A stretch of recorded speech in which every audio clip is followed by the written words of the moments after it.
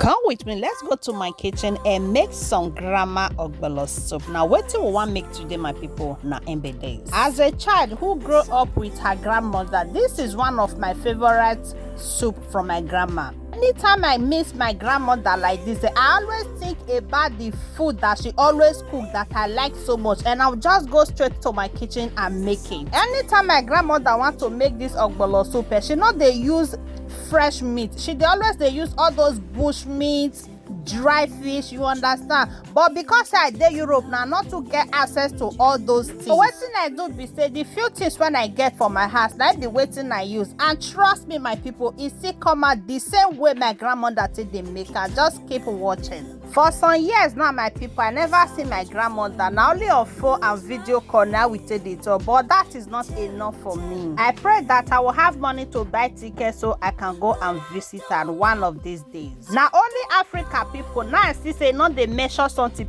before they do anything, especially when it comes to cooking. Imagine me now just they pour that ogbono for inside this small pot without measuring it. Guess what, my people? I'm gonna come out exactly the way I want it. Imagine Africa, oh yeah, especially with the Nigerians, with the to do. This December now, many people now they plan to go home to go and visit their people in Africa. But me now I dey here because the money not there and one or two things not too balanced like that. Pray for those traveling home this December. May you go in peace and come back home in peace in Jesus' name. That is my prayer for everyone that is traveling this December. Please, in case if you go to Nigeria and you see my grandmother, just tell her that I love her and tell her to keep waiting for her granddaughter. Very soon I will be with her.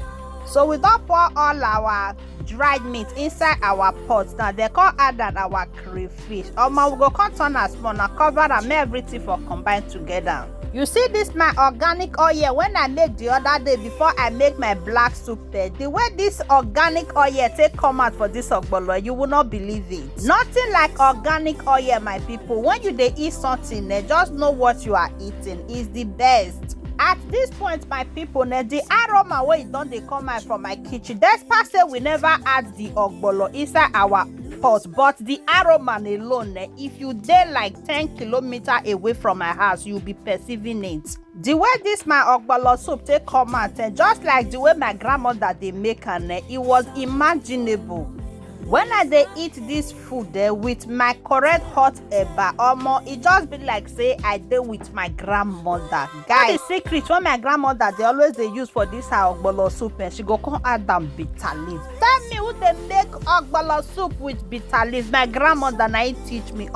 If you never try and use bitter leaf to make your ogbono soup, just give it a try. You not go even they like to they put ugu leaf, pumpkin leaf, whatever leaf again.